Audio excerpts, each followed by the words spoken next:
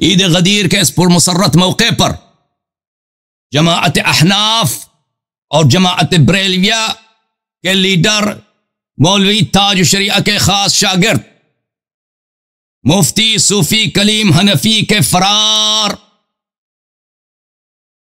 عنوان بحث ہمارا تھا کیا اسلام میں ابی بکر و عمر اور ان کا فرار، اس عنوان سے کہ وہ اپنے خلفاء کی خلافت تو دور کی بات ہے، غاصبین غدیر، غاصبین امامت، غاصبین مسند رسول صلی اللہ علیہ وآلہ وسلم کی خلافت کا اس بات تو دور کی بات ہے، وہ ان کے اسلام ثابت کرنے کے مناظرے سے بھاگ گئے، فرار ہو گئے۔ اور یہ ایک بار پھر آج تو سے تو نہیں ہے، جب سے میں منظر اس سین پہ آیا ہوں پچھلے کئی سالوں سے، 15 سال سے زیادہ ہو گئے الحمدللہ، مختلف زبانوں میں، عربی زبان میں، فارسی زبان میں، انگلش زبان میں اور اردو زبان میں، تو اتنے بار ہم نے ثابت کیا ہے کہ قاتلین فاطمہ الزہرا سلام اللہ علیہا مسلمان نہیں ہو سکتے، منکرین غدیر مسلمان، اس خلافت تو ان کی دور کی بات ہے، اوئے ان کے اپنے بخاری مسلم سے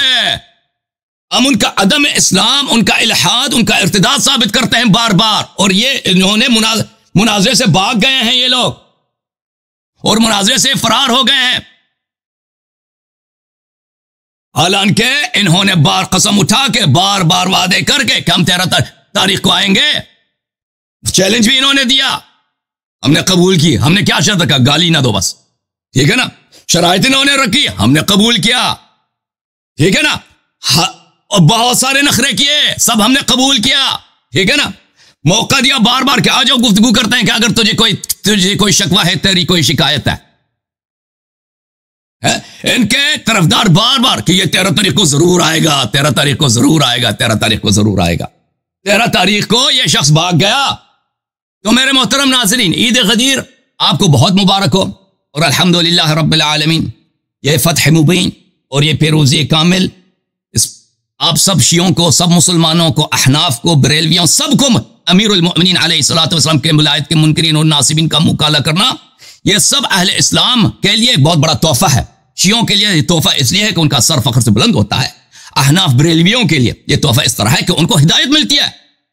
کہ بھئی آپ کے لوگوں نے بیٹھا ہے آپس میں گفتگو کی ہے، احناف کے مولوی آپس میں بیٹھے ہیں، مفتی حنیف صاحب یہ 1.5 مہینہ جو تھے یہ انہوں نے کوشش کی ہے کہ میں اللہ یاری سے کس طرح مناظرہ کروں گا، اللہ یاری کیا دلیل دے گا، شیخین کا اسلام میں کس طرح ثابت کروں گا۔ اس نے بہت سوچا ہے، اس نے بہت تحقیق کی ہے، اس نے اپنے اساتید سے استفسار کیا ہے، کتابوں سے مراجعہ کیا ہے، شیخین کے اسلام پہ اس کو دلیل نہیں ملا، اسی لیے بھاگ گیا، اسی لیے بھاگ گیا ہے وہ۔ اس نے کوشش بہت کی ہے، دوسروں سے مشورہ کیا ہے کہ میں اللہ یاری کا مقابلہ کرنے جا رہا ہوں، وہ شیخین کا کفر ثابت کرے گا، میں شیخین کا اسلام ثابت کروں، اللہ یاری کے دلائل کا توڑ کیا ہے، توڑ ان کو نہیں ملا، اور توڑ ان کو نہیں ملے گا، قیامت تک نہیں ملے گا، ٹھیک ہے نا، قیامت تک ان کو توڑ نہیں ملے گا۔ اس کی وجہ کیا ہے میرے محترم نا؟ اس کی وجہ یہی ہے کہ ہمارے دلائل کا کوئی توڑ نہیں ہے، اہل بیت علیہم الصلاۃ والسلام پہ جو مقدم ہوتا ہے وہ اس کا کافر ہونا 100% ہے۔ جو شخص مناظرہ سے بھاگنا چاہتا ہے وہ ہمیشہ مناظرہ نہ کرنے کی، وہ تو اپنے عوام کو تو کوئی بہانہ تو دکھائے گا نا۔ اب بہانہ کون سا مورد قبول ہے؟ بہانہ یہ مورد قبول ہے کہ بھئی کوئی انسان کو کوئی ایمرجنسی ہو، مثلا کسی کے والد صاحب کو ہاسپٹل میں ہو نا، دل کا ہارٹ اٹیک ہو گیا، والد صاحب ہاسپٹل میں، بھئی آج میں مناظرہ نہیں کر سکتا، 2 ہفتوں کے بعد کر لیں گے، یہ عذر قابل قبول ہے، لیکن فیملی ایمرجنسی ہے، کسی کے گھر میں کوئی ایمرجنسی ہے، کوئی شخص خود بیمار ہو جاتا ہے، کوئی اس طرح کی بات ہو نا، وہ مانا جاتا ہے۔ آپ آخری لمحے میں آ کر کہہ دو کہ اللہ یاری مجھے ایک مرتبہ کلپ لے کے دو کہ تم مجھ سے مناظرہ کرنا چاہتے، تو کلپ تم کو دیا ہے نا، بار بار دیا، میں نے بار بار اعلان کیا کہ بھائی میں صوفی کلیم حنفی سے مناظرہ کرنا چاہتا ہوں، میں نے بار بار اعلان کیا نا، صوفی کلیم میں تجھ سے مناظرہ کرنا چاہتا ہوں، تو کیوں نہیں آیا؟ تو نے کیوں اعلان کیا کہ میں نہیں آ رہا؟ ٹھیک ہے نا، تو نے اعلان سوچ سمجھ کے کیا ہے، سوچ سمجھ کے تو نے جب سوچا ہے، تو نے جب سمجھا ہے، تو کیا ہوا؟ تجھے وحشت لگی ہے، تجھے دہشت لگی، تجھے خوف ہوا ہے، تجھے پہ ہراس طاری ہو گیا ہے، کہ بھائی میں تو اسلام ثابت نہیں کر سکوں گا نا، بریلویت چلی جائے گی، بریلویت چلی گئی جی،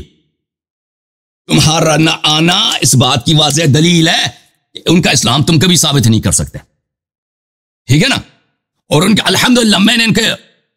عدم اسلام کے دلائل اتنے پھیلا دیے مختلف زبانوں میں، اتنے نشر کرا دیے کہ اب انشاءاللہ تبارک و تعالی تم شیعہ کے نوجوانوں کا بھی مقابلہ نہیں کر سکو گے۔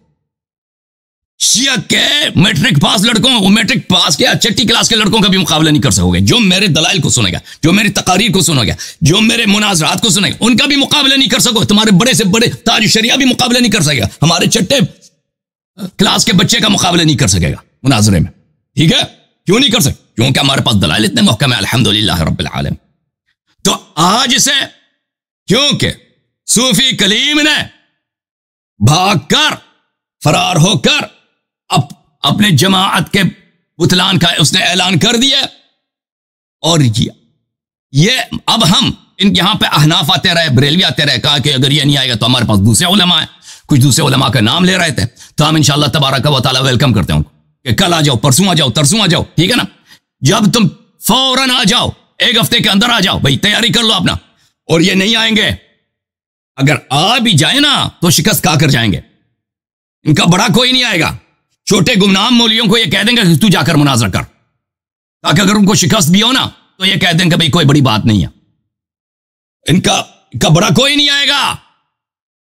ان کا بڑا کوئی نہیں آئے گا۔ تو یہ میرا عرض یہ ہے اپنے بریلوی بھائیوں سے، اپنے بریلوی بہنوں سے، جیسے آپ ہندوؤں سے کہتے ہوں گے نا، کسی ہندو سے جب اسلام سے بات ہوتی ہوگی کہ آپ کو غلطی ہے، آپ کو غلط فہمی ہے،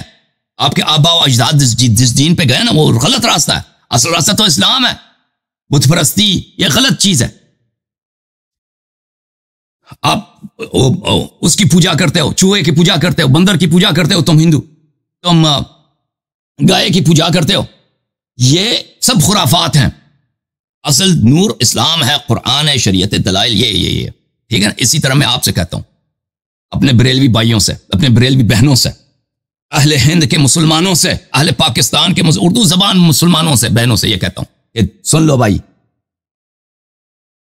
جو بھی اہل بیت میں مقدم ہوا وہ پہلے مرتد ہوا پھر مقدم ہوا۔ مولا امیر المؤمنین علیہ الصلوۃ والسلام کا جب ہاتھ اٹھا کے رسول اللہ صلی اللہ علیہ وسلم نے کہا من کنت مولا ھذا علی مولا، ٹھیک ہے نا؟ جب انہوں نے فرمایا، اس کا مطلب ہی یہی ہے کہ جو شخص آئے گا اپنے آپ کو امام بنائے گا، امیر جس کو اللہ نے امام نہیں بنایا، رسول صلی اللہ علیہ وسلم نے امام نہیں بنایا، مولا امیر المؤمنین علیہ الصلوۃ والسلام کے ہوتے ہوئے وہ نہ اللہ پہ اس کو ایمان ہے، نہ رسول صلی اللہ علیہ وسلم پہ ایمان ہے، نہ روز جزا پہ اس کو ایمان ہے، اس کو دنیا چاہیے، اس نے اسلام کو اپنی دنیا کے لیے ایک اعلی کار بنانا ہے، ٹھیک ہے نا؟ وہ شیطانی امام ہوگا، اللہ کی جانب سے، رسول صلی اللہ علیہ وسلم کی جانب سے امام نہیں ہوگا۔ تو ان سب کے لیے میں دعوت دیتا ہوں کہ بھائی ان کی خلافت تو دور کی بات ہے، افضلیت تو دور کی بات ہے، ابو بکر اور افضل تھے، یہ کیا مذاق ہے؟ تم پہلے اسلام ثابت کرو نا،